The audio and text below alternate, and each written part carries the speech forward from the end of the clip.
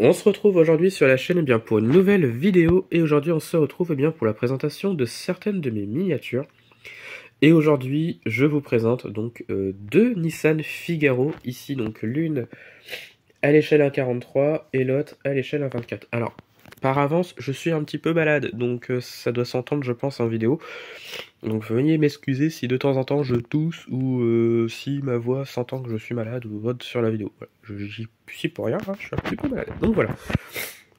Donc du coup, aujourd'hui, je vous présente donc la Nissan Figaro. Alors vous allez me dire, pourquoi une Nissan Figaro? Pourquoi t'as ça dans ta collection? Eh bien tout simplement parce que c'est une voiture que j'aime beaucoup et que je rêve mais absolument d'avoir en vrai parce que je suis vraiment tombé amoureux de cette voiture-là. Et le fait que j'en ai en miniature, je suis littéralement hyper content. Vous pouvez pas savoir à quel point. Donc du coup, je vais vous présenter les deux. Alors la 24, c'est une voiture que j'ai achetée il y a déjà quelques temps sur eBay, qui provient directement du Japon, puisque c'était une ancienne collection presse qui était disponible au Japon. D'ailleurs, il y avait voilà, une boîte avec le fascicule qui est ici en japonais. Voilà. Et donc du coup, je l'avais acheté sur eBay il y a déjà pas mal de temps. Et au salon de l'auto, quand j'y suis allé jeudi dernier, j'ai trouvé celle-ci sur le stand du Majo. Et donc je l'ai prise, hein, puisque franchement j'ai été tellement surpris de trouver une Nissan Figaro que je ne pouvais pas passer à côté. Clairement pas. Donc du coup c'est pour ça que je l'ai aussi au 1,43. Et donc celle-ci c'était pareil, une collection presse qui était sortie au Japon. Je vais vous mettre l'image si je trouve de la collection presse de cette voiture-là. Voilà, qui devait être très intéressante aussi. Et j'hésite à la refaire parce que c'est des voitures japonaises et il y a pas mal de voitures japonaises qui m'intéressent. Et surtout cette collection qui m'a l'air très très belle d'ailleurs. Donc voilà, je verrai plus tard, mais pour l'instant c'est pas au programme. Voilà.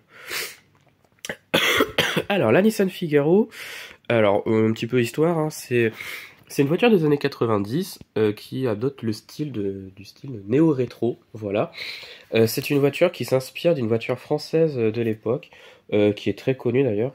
Et je pense que certains ne le savent pas, mais la Nissan Figaro s'inspire donc de la Panhard Dina Junior. Ouais, il faut trouver le rapprochement entre les deux, mais c'est bien une inspiration donc de la Panhard Dina Junior, donc une voiture française des années 50, voilà. Et donc, c'est, je pense, voilà, un petit hommage, hein. On va dire ça comme ça. Alors, du coup, donc l'histoire de la Nissan Figaro. Alors déjà, il faut remonter dans les années 80.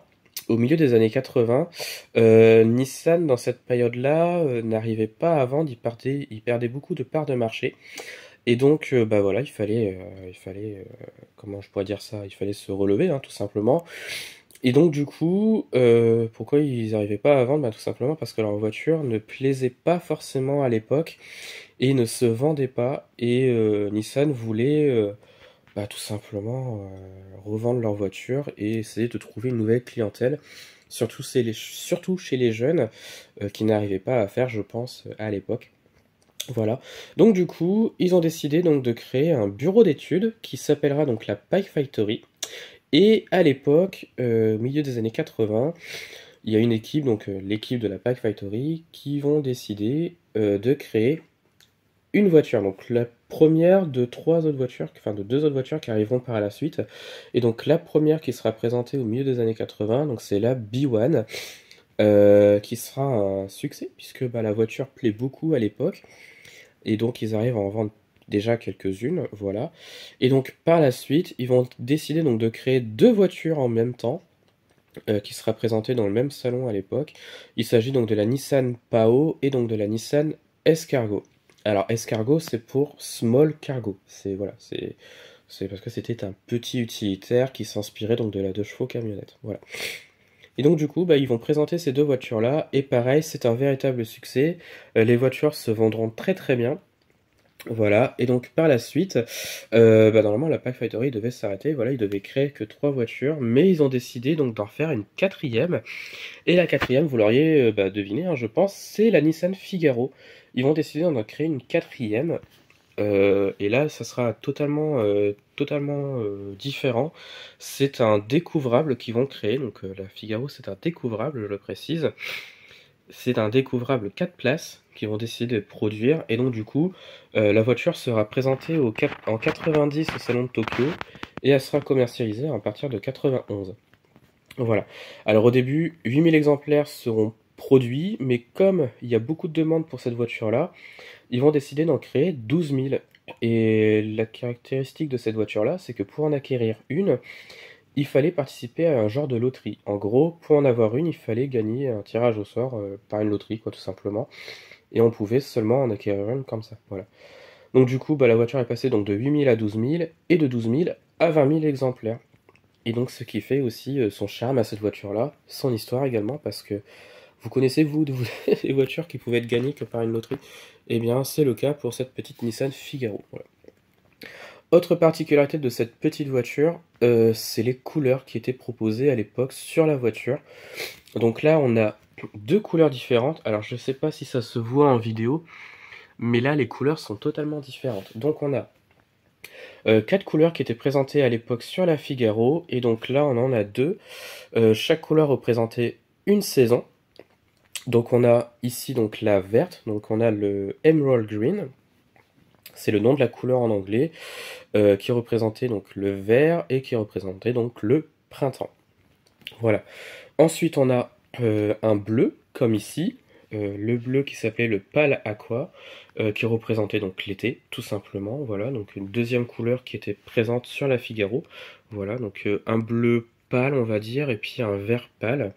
Voilà. Alors, les deux autres couleurs qui étaient sur la voiture, que je n'ai pas en miniature, il y avait un beige qui s'appelait le Topaz Mixte, voilà, qui représentait l'automne, et un gris qui représentait donc l'hiver, qui s'appelait le Lapis Gray. Voilà. Donc ça, c'était les quatre couleurs qui étaient présentes sur la Figaro, qui étaient d'origine. Mais à côté de ça, on pouvait choisir de customiser sa voiture avec deux couleurs. Donc c'était une couleur rose, voilà, un rose bien pétant, et un bleu un peu plus foncé que la Figaro que vous voyez ici. C'était les deux autres couleurs qui étaient un petit peu custom sur sa Figaro, mais après il n'y a pas eu d'autres couleurs qui étaient produites et proposées sur la Figaro. Voilà. Donc ça c'était un petit peu la particularité aussi de la Nissan Figaro. Donc voilà, donc ça c'était un petit peu son moment histoire, qui était un petit peu long, je sais, mais je vais vous présenter quand même les miniatures parce que bah voilà, elles sont magnifiques. Donc on va commencer donc par la 1.43, voilà, ça sera plus simple. Alors la 1.43, donc qui est ici, donc c'est du Premium X, voilà, d'après ce que j'ai vu sur internet. Donc collection presse qui est sortie à l'époque, voilà. Miniature qui je trouve est vraiment très très bien reproduite avec vraiment pas mal de petits détails. Une 1.43 qui est magnifique, qui n'a pas d'ouvrant mais qui a des pneus gomme, et ça j'apprécie beaucoup. On a les sorties d'échappement qui sont juste derrière, les feux qui sont reproduits, pardon. On a une vue sur l'intérieur, bon on voit pas forcément grand chose en vidéo je pense, mais je trouve que l'intérieur est vraiment hyper bien refait, et franchement je suis hyper content. Ah oui, chose que j'ai pas précisé, la Nissan Figaro c'était une voiture qui était exclusivement vendue qu'au Japon, c'est-à-dire qu'elle était disponible que sur le marché japonais et pas ailleurs. Voilà. C'est pour ça qu'on n'en voit pas souvent ici en France ou en Europe, parce qu'elle n'était pas produite pour nous en Europe, voilà. Ou même aux États-Unis par exemple. Donc voilà.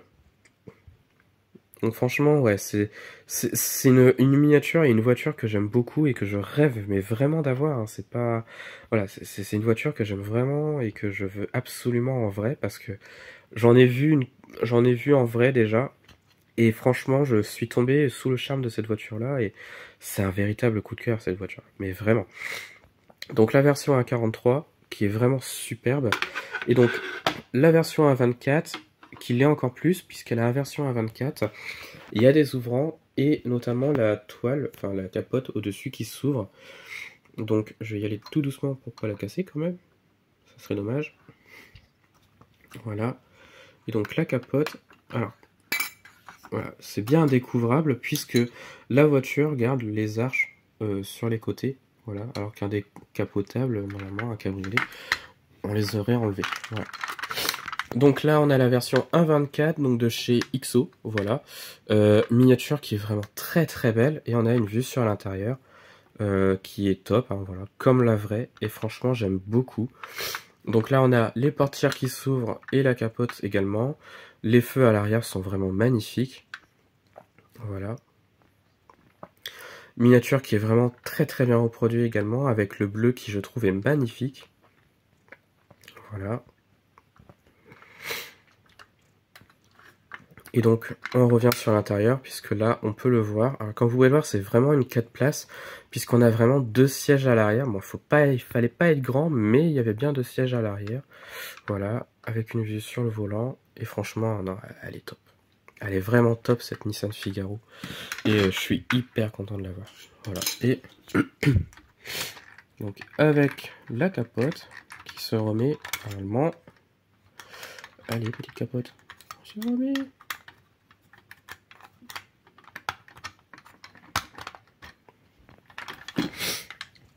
Voilà. Et avec la capote qui est également très belle, je trouve. Et qui va super bien sur cette voiture. Donc voilà. Et ben voilà, je pense que ça va être la fin de cette vidéo. J'ai fait le tour sur cette Nissan Figaro, sur son histoire, sur les miniatures que j'ai de cette voiture-là. Je sais qu'elle existe au 1.18, mais celle au 1.18, elle est hyper rare à trouver. Et la seule fois où j'en ai trouvé une, elle était affichée à, je crois, plus de 600 €, la miniature. Donc, autant vous dire que la 1.24 et la 1.43 pour l'instant me conviennent mais très bien. Donc voilà. Eh bien je pense que c'est la fin de cette vidéo. Dites-moi en commentaire de ce que vous avez pensé donc des miniatures et de la vidéo. Puis bah retrouvez-moi sur la chaîne pour d'autres vidéos. Et retrouvez-moi sur Instagram et Facebook, le compte Petite Voiture.